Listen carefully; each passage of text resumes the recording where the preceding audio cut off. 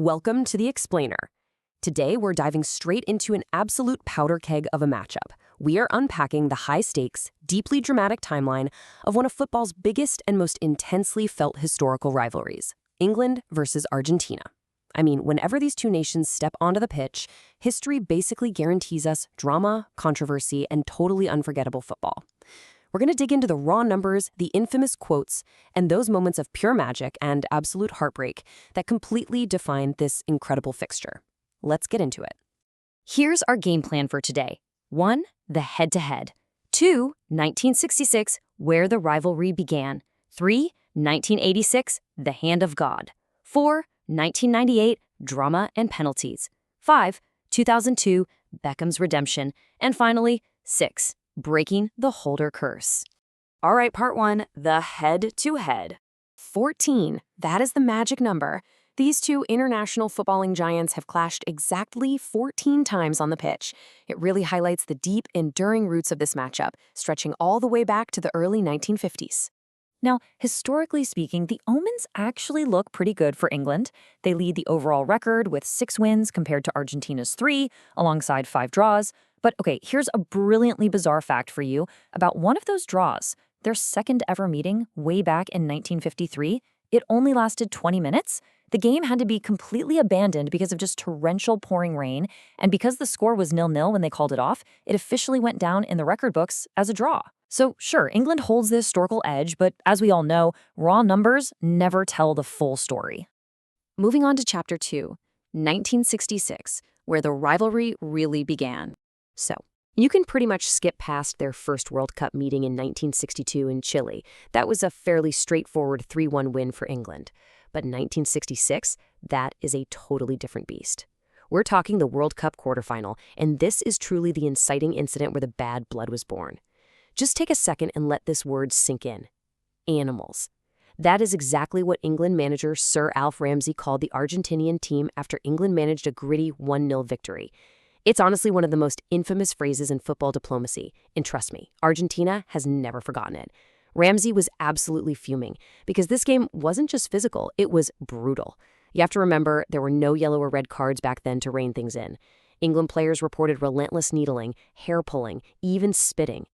And man, the chaos did not stop when the final whistle blew. Ramsey was so livid that he actually physically grabbed one of his own players to stop him from taking his shirt off, demanding that absolutely no England player swap shirts with the opposition. Plus, during the match, the Argentine captain, Antonio Rotten, was sent off, and he just flat out refused to leave.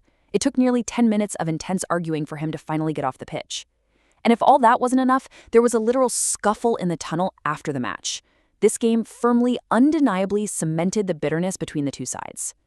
Which brings us to part 3, 1986, the hand of God. Fast forward 20 years, and this match completely transcended sport. Set against the incredibly tense political backdrop of the Falklands conflict just 4 years prior, both sides felt this immense, heavy pressure.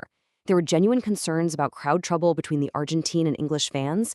For Argentina, this was seen as a massive opportunity to send a wider message far beyond just football. And on the pitch, one man took absolute center stage: Diego Armando Maradona. In the span of a single match at the Aztec Stadium, he delivered 2 incredibly contrasting, iconic moments. First, the infamy, the hand of God. Maradona somehow beats England's 6'2" goalkeeper Peter Shilton in the air to literally punch the ball into the net, 1-0. Then, in the blink of an eye, he flips from infamy to absolute undeniable genius, scoring what is widely considered the greatest goal ever scored at a World Cup. 11 touches, 11 seconds. He pirouettes, spins, and completely tears through the entire England midfield and defense, 2-0. Now, England did fight back. John Barnes came on as a sub, dominated the left flank, and set up Gary Lineker to make it 2-1, but Argentina held on for the massive victory. All right, part 4, 1998, drama and penalties. Welcome to Glenn Hoddle's England, a squad loaded with incredibly exciting young talent. Let's track the wild swings of this 2-2 draw, because it was an absolute roller coaster. First up, a young Michael Owen is basically paraded to the wider world. He picks up the ball in his own half, uses this blazing, ridiculous speed to completely bypass Mauricio Pochettino, and scores a phenomenal wonder goal. But then, disaster strikes. David Beckham gets fouled by Diego Simeone. While he's on the floor, Beckham flicks a leg up at Simeone as he walks past. Referee Kim Milton-Nielsen produces a straight red card. Just like that, England is down to 10 men for a huge chunk of the game. They battle incredibly hard to keep it locked at 2-2, but ultimately, they suffer a devastating 4-3 loss in the penalty shootout. Next up, Section 5. 2002 Beckham's Redemption.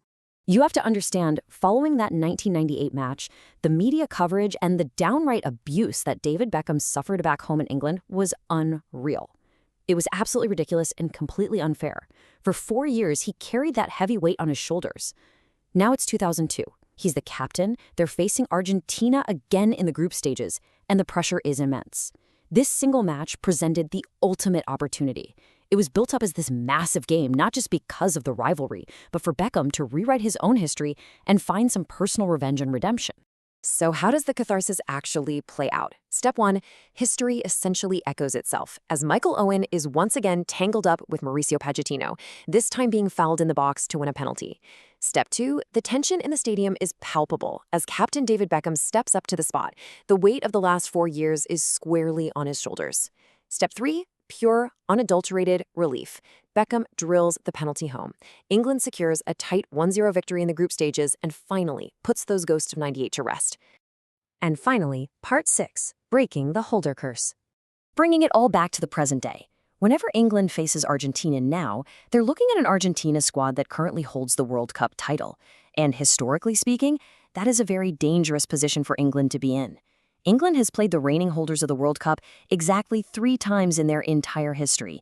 In 1954, they played Uruguay and lost. In 1962, they played an amazing Brazil side and lost. And in 2022, they played France in the quarterfinals, who were the holders at the time. And, yep, they lost that one too. 3 attempts, 3 defeats. They have literally never beaten a reigning World Cup holder. Which leaves us with this massive, looming question. If England meets Argentina on the world stage again, not only is it going to be the newest chapter in this bitter, dramatic, decades-long rivalry full of red cards, wonder goals, and bad blood, it's also going to be a battle against history itself. So, what do you think? Can England finally shatter the curse, beat the World Cup holders for the very first time, and write a triumphant new chapter? We'll just have to wait and see when these 2 titans next take the pitch. Thanks so much for joining me on this explainer. I really hope you learned something new today. Catch you next time.